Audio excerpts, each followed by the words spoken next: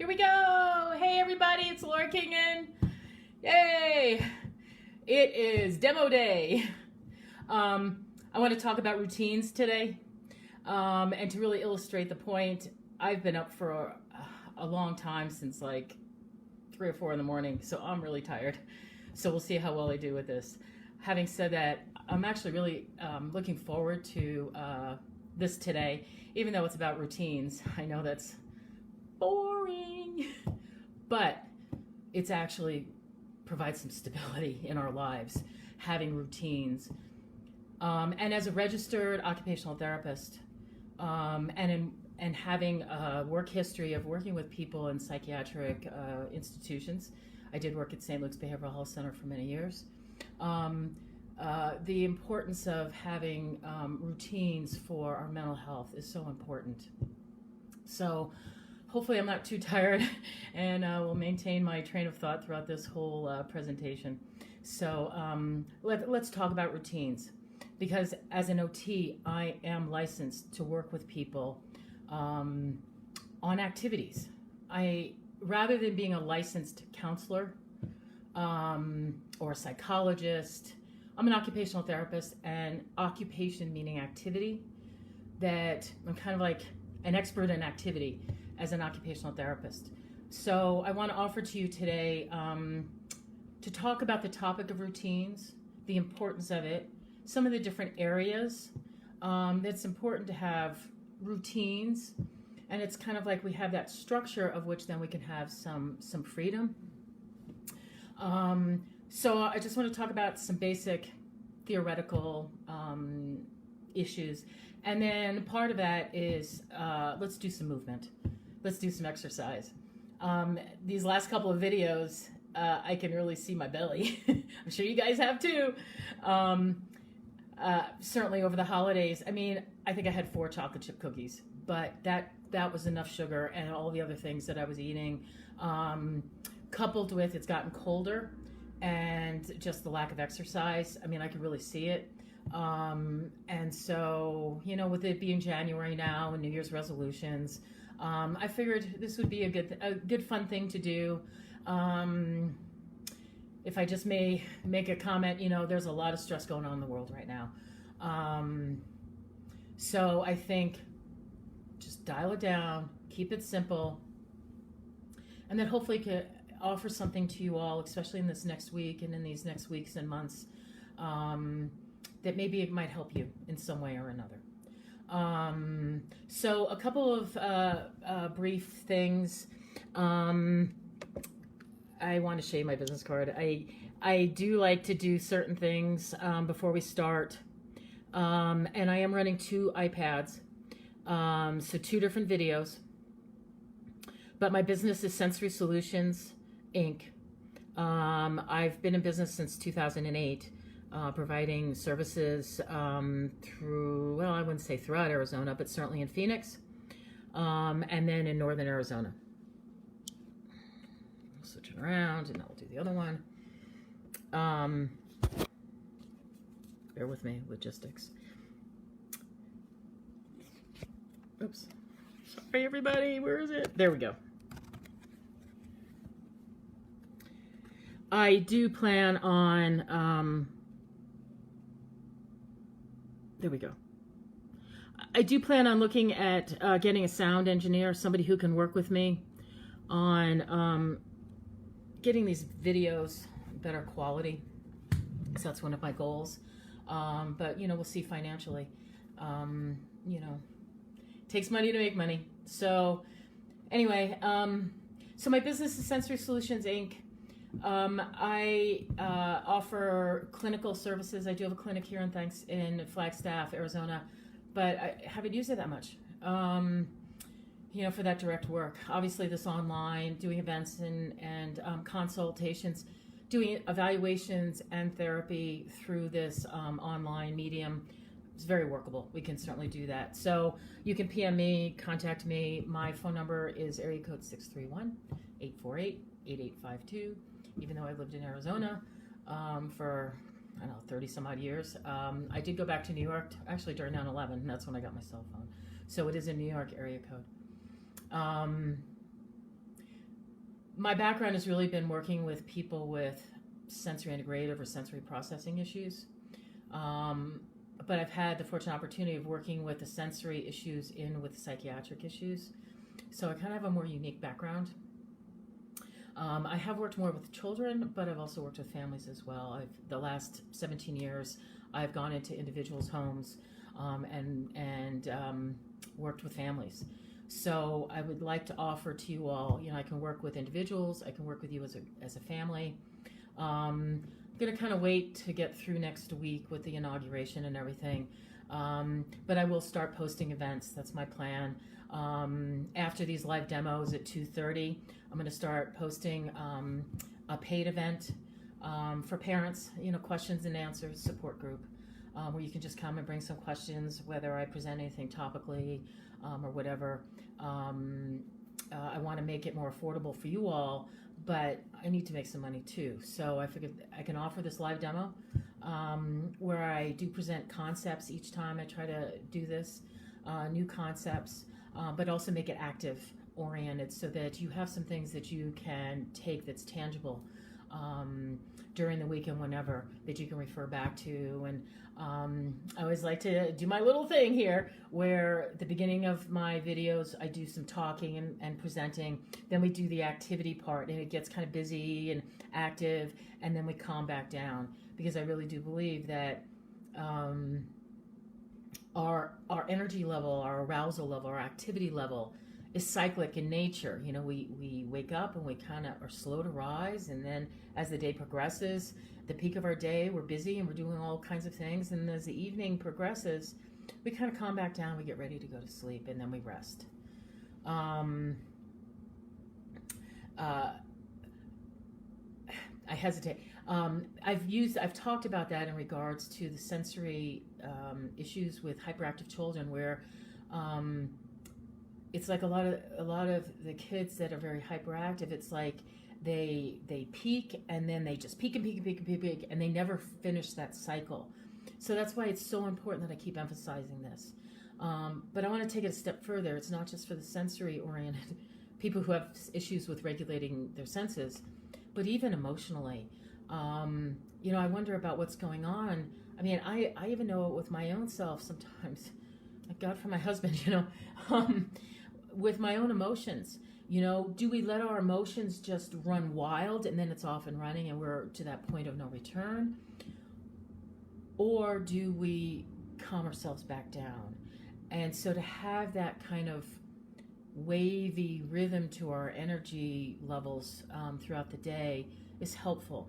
And so it just seems like a really important thing that I emphasize through my work. And so I'm emphasizing that in the videos, is having that up and down kind of wave. And yes, I think that it's an important idea to talk about with regards to routines. So let's talk about routines. Having said that, before I go any farther, I do want to just put out there about, this is something I offer to you all. Please, if you do any of this, do it at your own responsibility, at your own risk, because movement, it is risky, just moving. We could fall over and who knows. So please know that if you do watch this video and participate, take responsibility, for how you go about doing it. Okay, I need to give that forewarning. So in the theory of occupational therapy, we talk about occupational performance, and that is a balance of our work, our rest, our work, rest, play, and our ADLs. What are ADLs? Activities of daily living skills, ADLs. So those of you that are caregivers out there probably know what ADLs are, or you're at least doing that without knowing that there's a term for that. But ADLs are things like dressing, grooming, hygiene, those kinds of things, those activities that we need to do on a day-to-day or regular basis to help us maintain homeostasis in our daily in our functioning in life. And so, as an occupational therapist, we use this theory in working with people. We actually have assessment tools that we look at. How is your day to day? Is it balanced? Are you getting enough sleep? Those of us who are menopausal women, it's an issue. It's affected and that's part of my sleeping today. I didn't sleep real well. It's kind of affecting. Now I'm functional. I can talk, but the topic of today are those routines that help us to sleep well and to maintain these other kinds of things, so that we can function. As an occupational therapist, like for example, this year a lot of our routines have been interrupted. So how has that affected our health? And I could receive a referral as an occupational therapist to help you to kind of modify or adapt. These were your routines back when. Now there's an interruption, and what kinds of things can you do now to help, adapt to your new circumstances? And so that's why, as an OT, I feel like it is an important topic to talk about, and so that's why I want to present that to you. So ADLs, rest, work, and play. Part of, what we're trying to do as an occupational therapist is to help with quality of life, of which play is part of that, but to have it balanced. There's some people that play all the time and neglect other areas, or they're working all the time. I kind of know that one. In the past where I worked too much and I had no time to play. Not real balanced. So anyway, so let's talk about just some specific topics within that. I've talked about sleeping. I've talked about grooming. Let's just talk about some basic kinds of things. Hey, Mike. So you can tell when somebody comes on, I get distracted. Things like grooming. Things like bathing. One of the things I wanted to emphasize here, kind of jumping ahead, I think, a little bit. Let me backtrack. Because what I want to do from my frame of reference is look at 4 different areas. I talk about the medicine wheel, looking at our physical issues, our mental, our emotional, and our social and our spiritual issues, and to have that balanced. So I'm actually kind of taking long-time occupational therapy theory, and I'm actually wanting to challenge my profession and look more at the medicine wheel model. And those VOTs out there, call me if you want to talk with me about that, because I am seriously looking at updating our frame of reference in this, to incorporate energy and this balance and this perspective. So that's kind of the framework that I want to proceed in talking about some of these different kinds of things.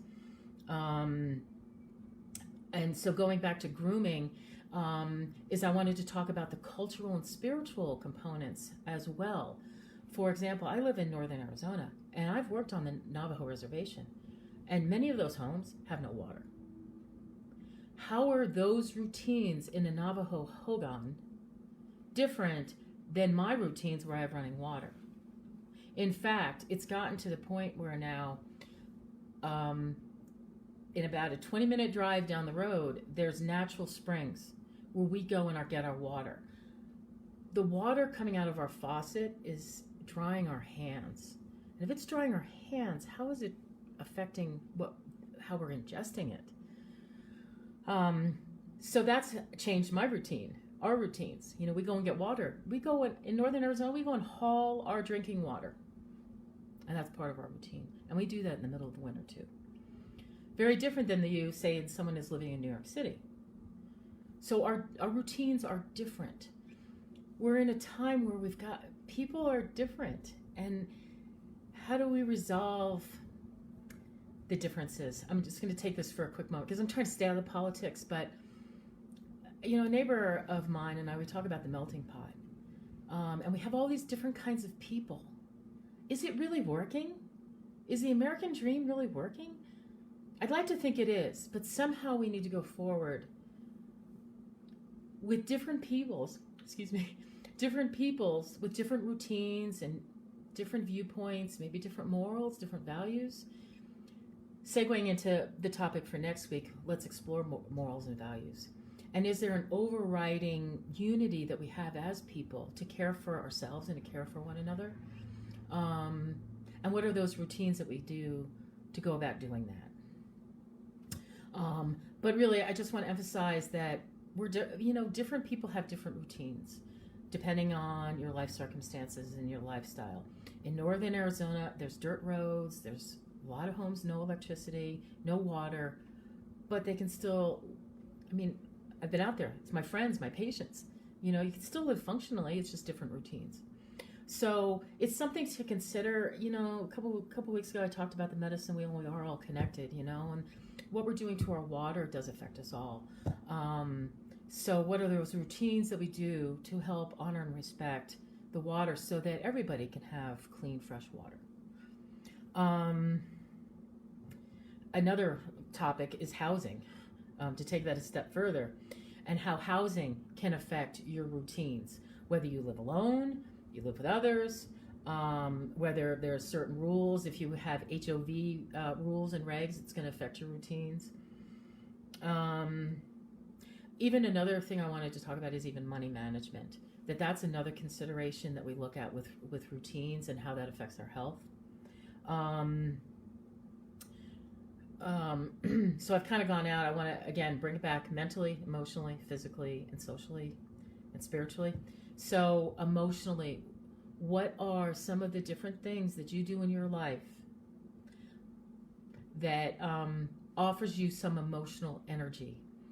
I just thought of my acupuncturist. She doesn't put needles in my hand because I talk with my hands. It's funny. All right, she doesn't put needles in my arm because I talk with my hands. But emotionally, that's kind of an emotional thing for me. I talk with my hands, and it contributes to me emotionally. But what are the emotional routines that you've had in your life? How are those emotional routines been interrupted? What about social routines? My husband's a musician. That's actually interfered with not only social interactions, but his work. How are those routines been interrupted? And what kinds of shifts do we need to make? And part of the emphasis in this demo is to just acknowledge these different areas and how these different areas might have been affected in this last year and going forward, and to recognize the importance of these different kinds of areas that maybe we've kind of fallen away from. Like in the last couple of months, we've been sitting on like yesterday, I kind of did puzzles a lot, and it's kind of like, I'm kind of done. I've done that. What do I need to do to kind of have a more balanced approach? And then I didn't sleep well. So it's a reminder for me as well. Let's talk about cognitive. What kinds of what kind of cognitive activities are you doing these days in your daily routine to keep your brain stimulated, especially for those people who are not working regularly? I just use the example of puzzles. There's some cognitive challenges with that. Maybe you're journaling or writing or reading. Work itself is a cognitive process. What kinds of routines are you doing to keep your brain stimulated in these days? And then what kinds of things are you doing to play? We used to go out Friday nights, listen to Tommy Dukes and go dancing downtown Flagstaff. Can't do that anymore. What are we doing to help our mental health, our overall health, play-wise? What kind of adjustments have we needed to make? We'll talk more about that next week. I want to talk about needs. What are our needs? What are our interests? What are our values and our morals? I think at this point it's important to look at that again. I've already kind of talked about that, so I don't think I need to say anything more about that. But let me take it a step further as I segue into the next component of today's presentation. Is I want to talk about movement. And I'm going to present a lot of really key key information about movement, and then we'll do an exercise program. And I'm hoping it'll take about 10 minutes. We'll see how long this takes today. But then next week, let's do that exercise program again, in addition to talking about those needs and whatnot, because we do need to move. And, like this summer, we were out walking, and that became a nice routine that I really enjoyed. But these last couple months with it being cold, haven't been able to do it. So I want to present this to you today and encourage you guys to do this. I will, in this event discussion, post the different exercises that you can go back to and reference. And then we'll do it next week. And then we'll see how much more we'll do with that. But this is something I would do in my sessions, is I've put together an individualized exercise program for my client, and then each session will do that.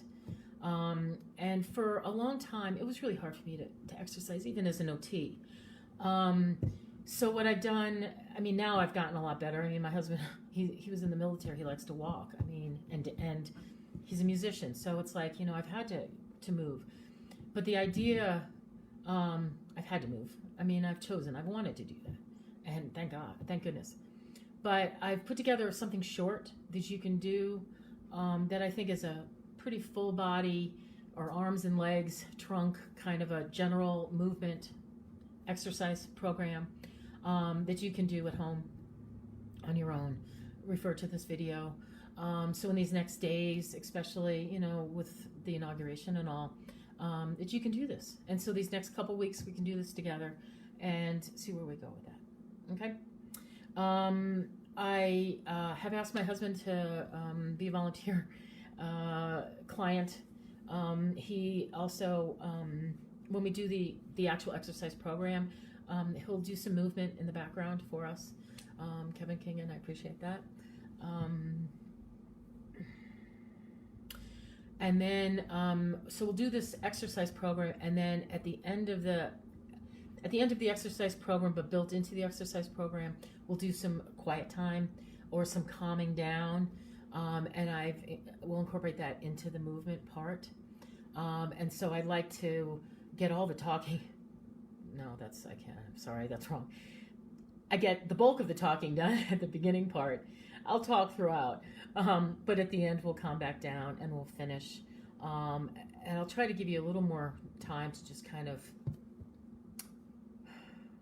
settle in. I feel like I've been kind of rushing that a little bit. It's kind of hard to gauge that with the video. But then I'll finish up and then we'll wrap up from there. I won't get into a lot more discussion after that, because I want you to feel what it feels like to kind of be busy and then calm back down. I'm sitting on the ball so I can bounce. And I'm sitting this way, but there's still sunlight. So I'm still working on the lighting and all this, but hopefully this is a little bit better. So let's talk about there's a couple of different concepts that I want to talk about our physical body. And then, because I do range of motion, and on Thursdays I offer a range of motion clinic online. So some of this information is going to be really important when we talk about range of motion, because this exercise program that I put together is kind of more range of motion oriented, because I want you to get a sense of what it feels like to work the different joints of our bodies, okay? Or some of the main joints with our limbs. So there's planes of movement that I want to talk about. See if I can do this while I'm sitting down. I'm just going to throw this out to you and then we'll move along. But there's, in looking at our body, like from a three-dimensional standpoint, we have different planes. So like if you were to, what's called like cut in different segments along my body, there's the sagittal. And then if you were to cut it like this way, these are frontal. And then if you were to go like this, are transverse or horizontal planes of movement. And I'm going to come back to that, so that's why I want to give that to you. A couple other things. Static versus dynamic. Static is where your body is just staying in one place, not moving. Dynamic is more movement oriented. When we go about and do movement, I want you all to consider the different types of modifications that could be possible. I will show you a couple of different kinds. But the way that you can challenge the movement is by increasing the amount of time or increasing the number of repetitions. You can increase. When we do range of motion, I try to work through the full range of motion. But you'll see with arm circles, we can do small movement or you can do larger movement. And that can change things a little bit. And then also consider your movements against gravity. Gravity does impact our muscle strength. If you've ever had an injury and lost the strength of a limb and start to gain it back, you know what I'm talking about. Lifting something up against gravity, it makes a difference. So I think those were and then this is, if I were to, say, cut my body from the front and the back, the front part is called the anterior, and behind me is the posterior. And if I'm standing up, right in the sunlight. Wow, isn't that grand? So this is the neutral position. This is the midline of our body. And so things at the midline of our body are more medial. And as we go away from the middle of our body, more lateral. The top of our body is caudal.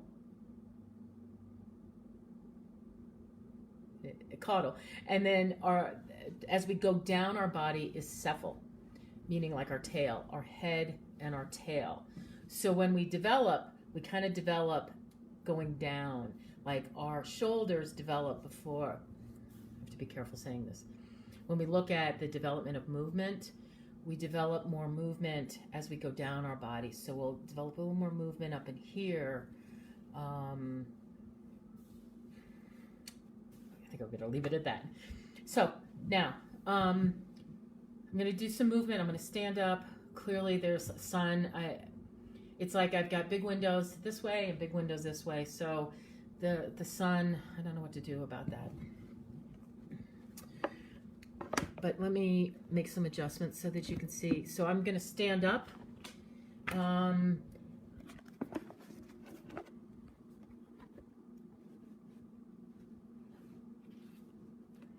can all see.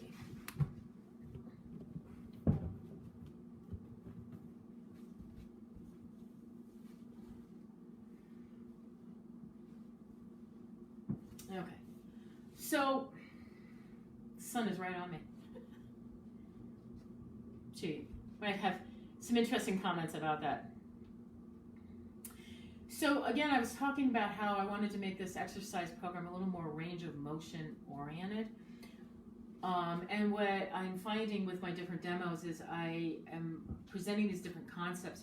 I will want to refer to them in the future, and so that you can go back and I have them referenced here in these videos. So I want to talk about some different movement, and 3 different types in particular. Now, for those of you at home, please be safe. I've said that before. Tight quarters, even in here. Please be safe. So let me show you a couple things. This motion right here is flexion and extension.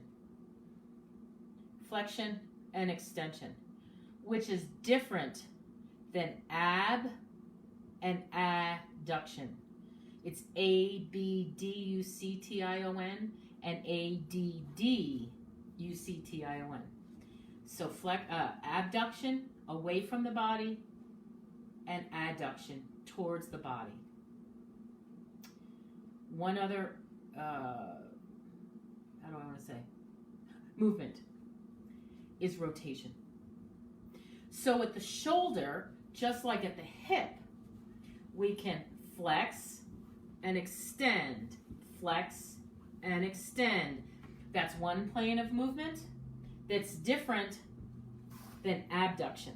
I have such a limited movement here. Ab and adduction, which is different than rotation. So I can rotate my hip, I can rotate my shoulder, 3 different types of movement.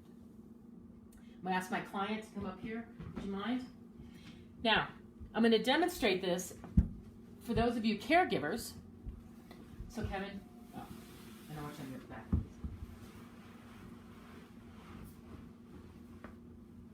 Hopefully you all can see this. So I'm going to take his leg. Hold on. Let's move this a little bit more. I'm going to take his leg and I'm going to range it and I can flex it. Okay? I'm actually working on his hip. I can flex his hip. But guess what? I can't really extend his hip because of the table. So I'm going to need to do some modification. And this is just like mock practice to kind of give you guys a sense of what this might be like, especially for you caregivers. And that's really part of the intention with the range of motion clinics on Thursdays, is to have caregivers and their clients attend, even just like this, and give you some suggestions on how to range and improve the flexibility for your person that's your ward, for your caregiving. So, work with me on this one. Kevin, I want you to just move over a little bit, and then I want you to get on your side. See how well you guys can see that. Oh, this is just not going to work. So I would get behind him, and then this way. So I want to make sure he's fully supported with the pillows. Theoretically, he would be in a hospital bed with rails, so that I would know that he's safe with this. So this is just a very mock, very crude example of how I would do this with somebody as a caregiver, okay? But I need you to relax. Let me just move it. So he's gonna, I'm gonna do the movement, not him.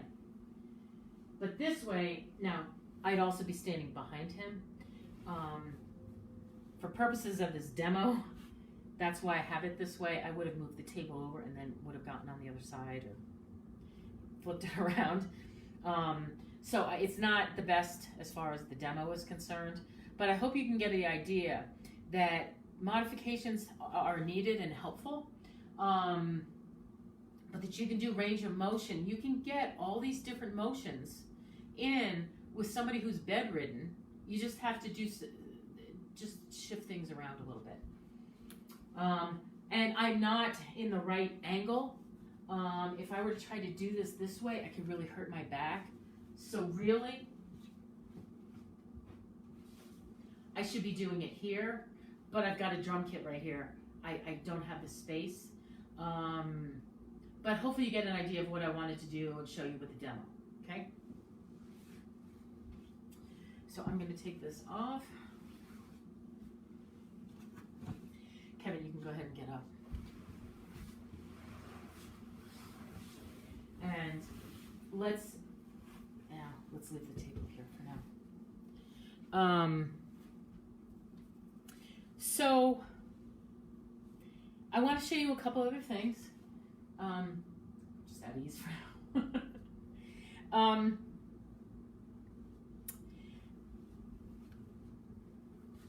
So I was talking a little bit about the hip, but I want to talk about the shoulders, and we as far as like some movement with the shoulders. Sorry, this is just feeling awkward. Kevin, would you just move this table that way, please?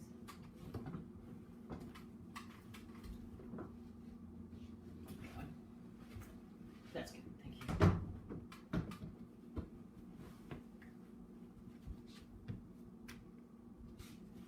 Oh, that's so much better. Did you want to come around? You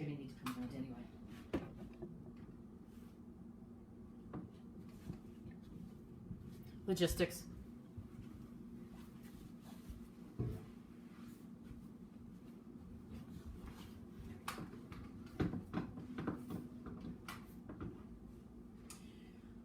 So the shoulder is just like the hips in that, oh, I meant to get a ball and socket. Those of you that know what a ball and socket joint looks like, that's what the shoulder and the hip joint is like. So you can get movement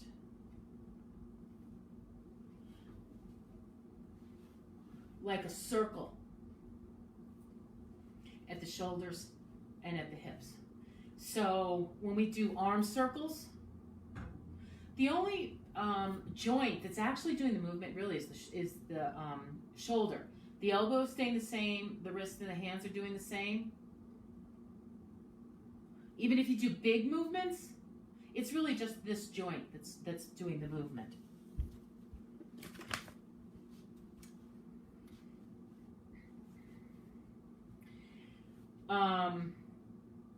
The wrists and the ankles, there's a lot of bones in here.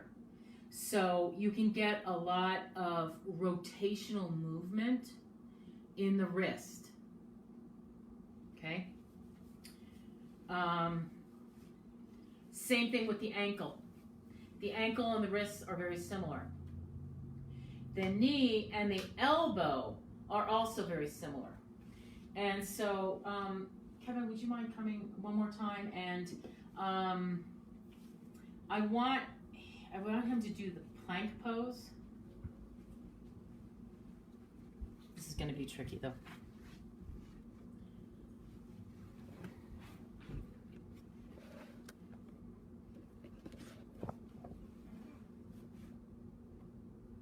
So that's the plank pose. Let's see how long he can hold it.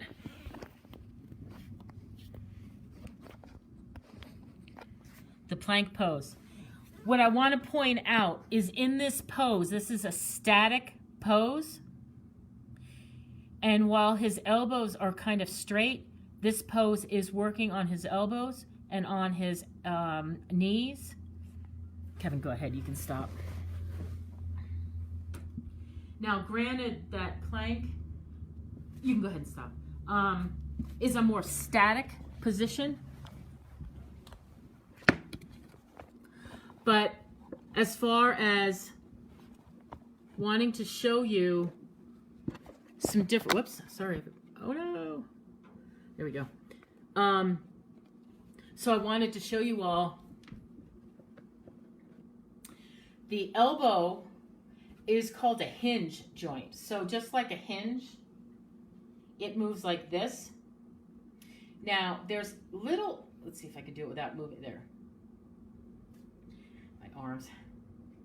This movement, there's a little lateral movement at the sides, but mostly it's just a hinge joint. And the same thing at the knees.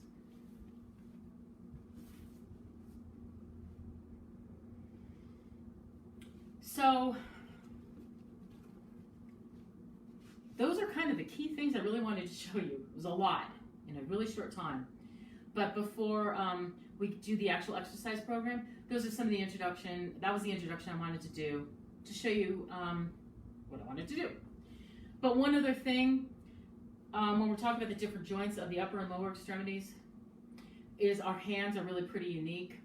And so if we wanted to do something to help exercise our hands, I want to just give you a couple examples, like a stress ball.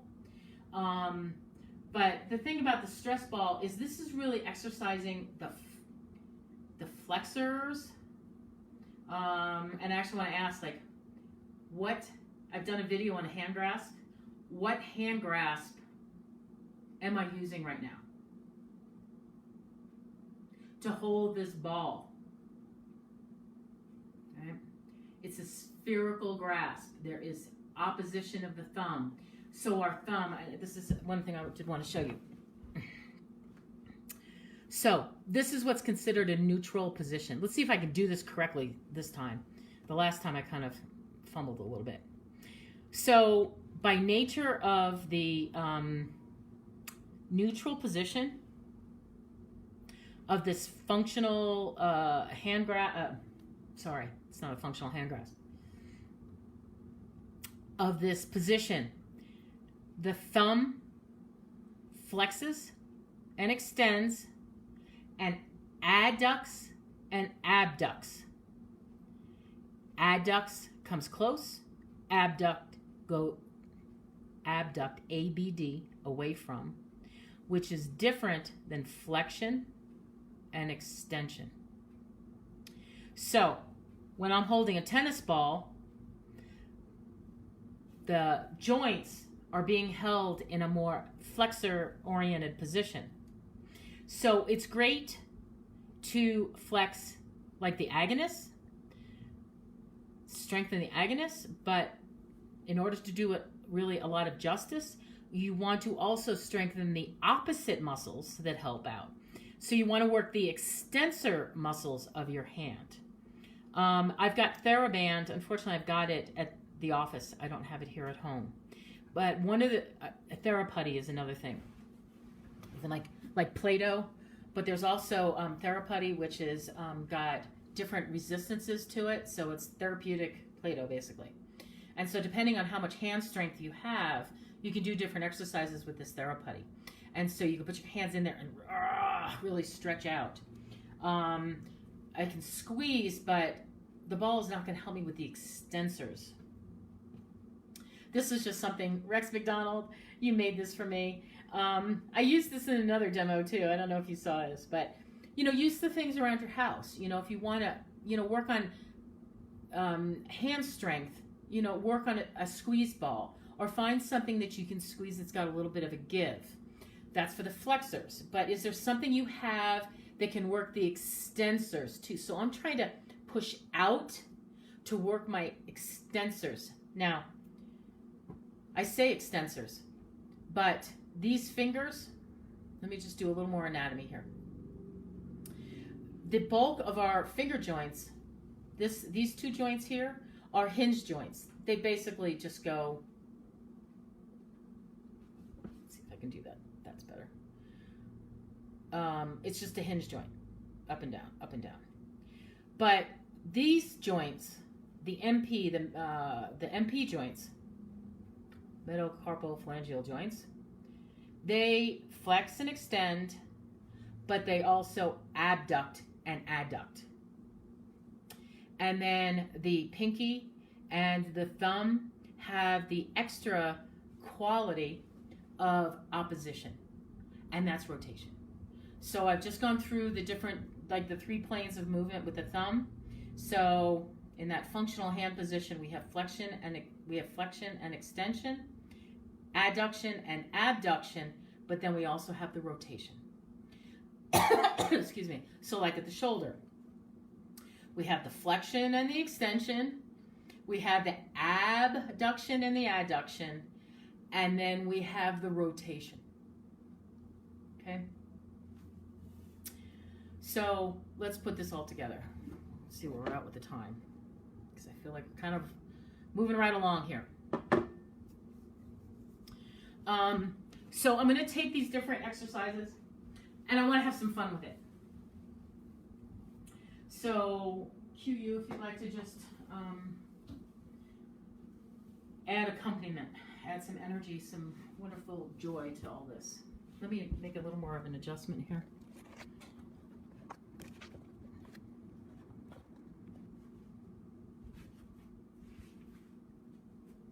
Yeah, that's better. Okay. So, like I said in the last week's demo, I love yoga, and I've studied it pretty in depth over the years. But I'm not a certified teacher. But as a licensed occupational therapist, I'm going to draw from some principles that I've learned, that I have found has been helpful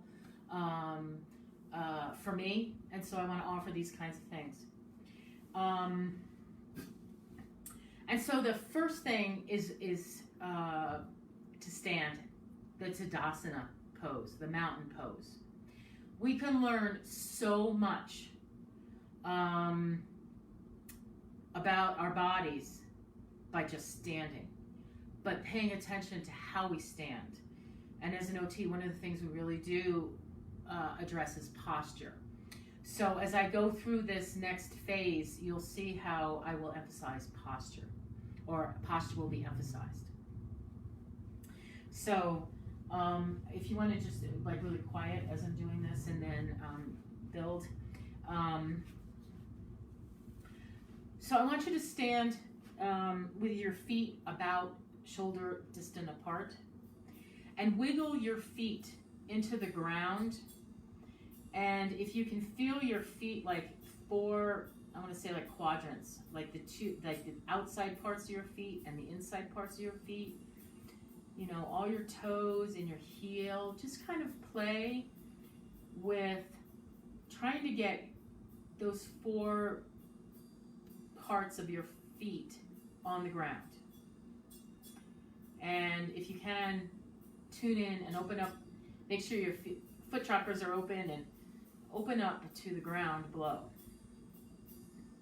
Now, I did study Debbie Forrest, dear friend of mine, I wish she'd call me, with John Friend on Anusara Yoga. And I really like that discipline because of the biomechanical perspective as an OT. So I want to reference that out. I've worked with Debbie a lot, and she's taught me a lot of really great things. She's down in Phoenix, Arizona. I think she's... so if you were to, again, focus on your feet on the ground, externally rotate your legs just a hair so that your calves are kind of like, well, this is how I do it. They kind of squeeze.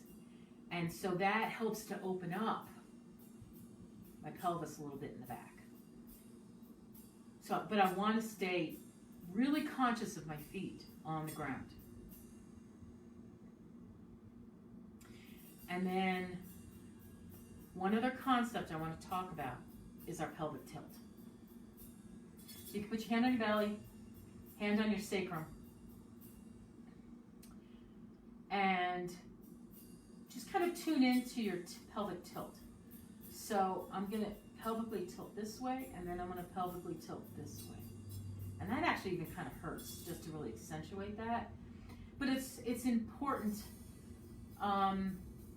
if we're, you know, especially with my belly, you know, I've had the tendency to really kind of be like that. How much has that affected my posture, let alone my nerves and my circulation and all that, by having an overemphasis of a big belly pulling my spine out. So especially it's important for me to pay attention to bringing it back in. But then, especially those of us who have been sitting on a couch a lot, might be like this a lot. And that's going to be impacting us as well. So we want to kind of play with this motion at our pelvis and find that neutral place and work from there. So, having explained that part about Tadasana and mountain pose, because I want to start with the mountain pose with Tadasana, and then we'll end with Tadasana. And our quiet time will be this, where I would like you to, I'll guide you to this, but where you put your hand on your belly and your other hand on your backside, and then as though you, like it was a pumpkin between your hands, without the heaviness of a pumpkin. What does that feel like? And hold that pumpkin-y kind of energy. But we'll get to that. But that's what I'm going to be talking about. So let's go through this exercise program. And I know this video is already probably going really late. So, but hopefully you can do this. You can do it once a day, however many times, throughout the week, whatever. Enjoy it. I'll think of you as I do this myself during the week. Okay, so let's do Tadasana. So, feet on the ground, kind of wiggle down, get your feet planted on the ground. Externally rotate your legs a little bit, squeeze your calves in, opens up your sacrum. I like to wiggle. Continuum movement with Emily Conrad, who passed away a couple years ago. or a year ago. She talks about micro movements. So just do those like little adjustments. You bring your shoulders back. You know, your head up tall. And then we'll do namaste. So that means from my heart to yours. We'll go forward and do this exercise. Let's do some arm movements. We'll start out with that. I'm going to show you some modifications.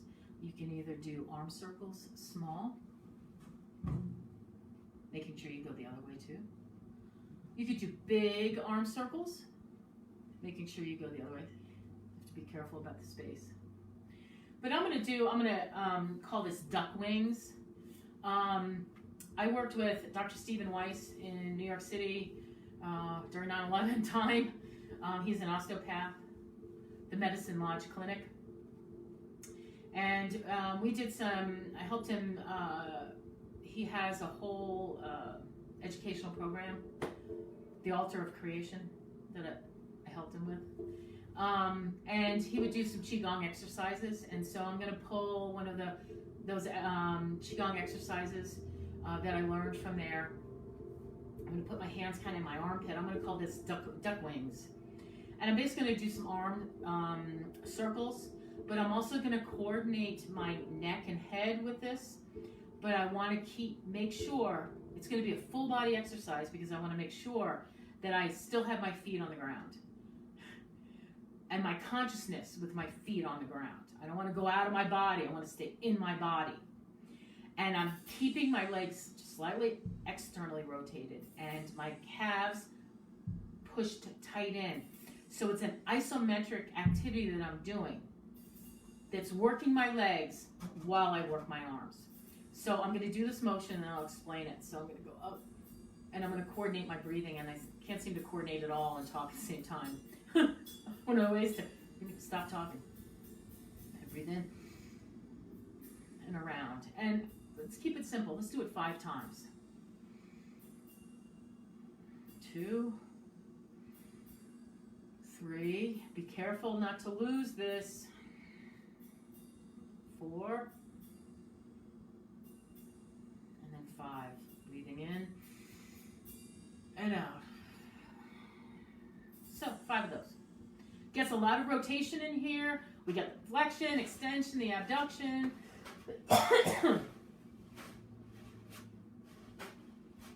Let's do some wrist circles.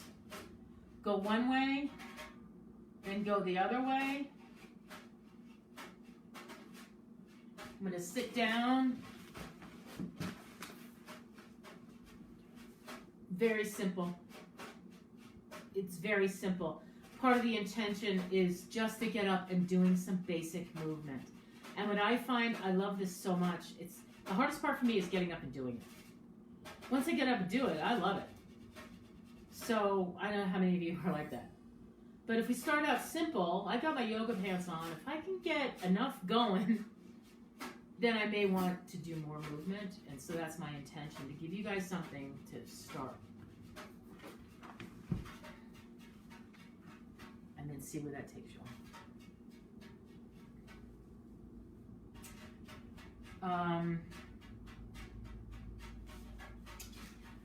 The next one are leg swings. Now, let's have some fun with this, okay? I'm going to hold on to the side of the table. Now, I want to hold on to a counter.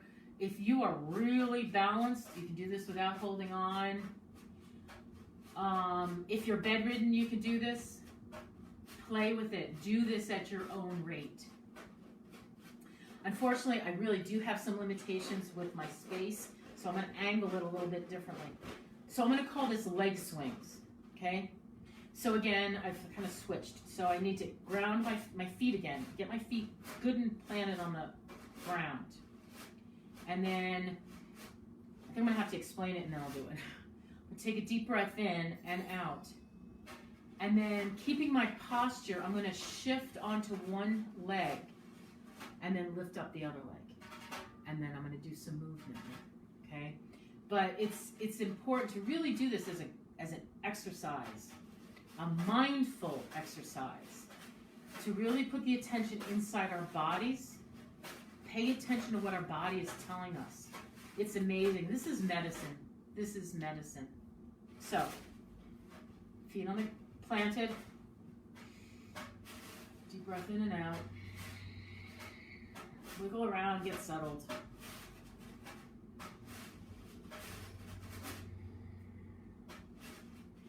Shift onto one side. Lift my leg up and I'm going to start to swing it. So I'm getting some flexion and extension. But I want to play. I want to have some fun. So what I'm going to do is I'm going to start adding some abduction in. ABD, abduction. And now I'm going to add in some rotation. And somehow I'm adding in speed. But I want to be careful with that, because it's about the quality of the movement. Okay, so I can do all kinds of moving around. I'm going to switch to do the other side. So again, I'm going to plant my feet, adjust, deep breath in and out.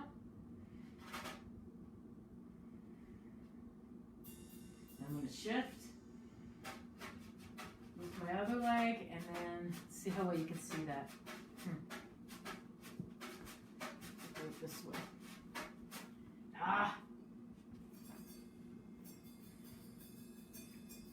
So I've got a space. No, I don't like this. I have a space safety feature here. So for purposes of this demo, I'm going to go ahead and just do it this way, because I want you to have some fun with this. So you do one side and then do the other side. Do the swings.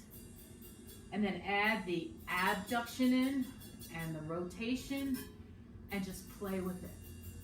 And what I found with this, now see, if I go too fast, I might overstretch. So be careful with this. And those of you who have children, see what they do with this, as long as you're safe. Because what you can start to do is what I was finding is I was starting to feel like I'm going to get into these, I feel like I'm an animal and play, you know? And when I do that, I'm doing all kinds of dynamic movement and I'm having fun, right? You know, what the heck? Have some fun with it. If you're in your own home, my neighbor, are you doing things like this? Play, stretch, you know, why not? Okay, so I know I'm kind of doing more this side. This side wants to do it too. Deep breath in, out. Weight shift over, then bring your leg up. And let it swing, make sure you're safe. And then bring in some abduction. Bring in some rotation. And play with it. Oh, I can feel it in my back, but if I overdo it, it can kind of pull a little bit. It's too much. This is where mindfulness comes in. Okay, so let's go ahead and stop. Now, I'm unsure if you guys can really see this. I'm going to try to do this. This is non-reversed. Go. Because this is part of this exercise. As part of this, it is the plank pose. So this is going to be my opportunity to show you the plank pose. And the reason why I want to put plank in here, it's a more static position, but it will work the elbow that's kind of been neglected so far, and the wrist. And it is also looking at posture, and it's bringing us back to that basic flexion and extension plane of movement, or not plane of movement, but movement, I don't know what the right word is for that, the type of movement, flexion, extension, and adduction, and rotation. So, plank pose. Now, you can hold that however long you want in your own exercise program, but let's incorporate this too. And then let's go back to Tadasana.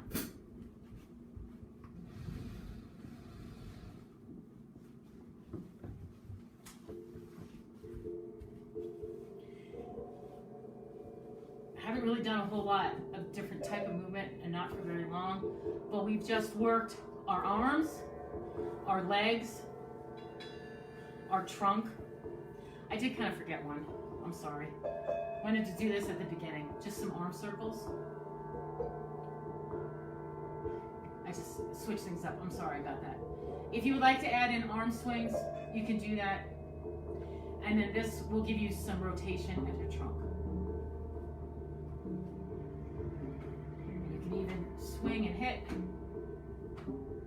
I said I was tired. Yeah. One mess up. Okay, so you can do the arm swings as well. But let's finish up. Let's do Tadasana. Feet on the ground. Wiggle, get in a good position. Put one hand on your belly, one hand on your back, and tune into your body.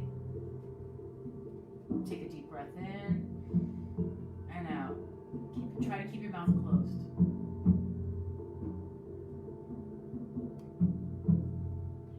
Play a little bit with that tilt. Just tune into your body, see what your body is wanting.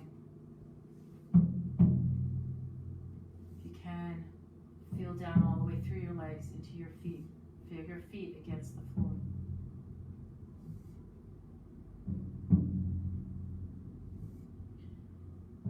Deep breath in and out. And out.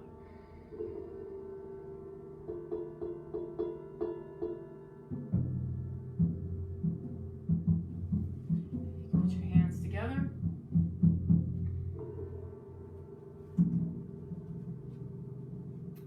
And that's it. That quick little thing that we just did. It's a good overall exercise for your body. So I hope you have some fun with that. Let's take a deep breath in and out, and we'll just spend a couple moments like this, and then we'll finish. Okay? Deep breath in and out.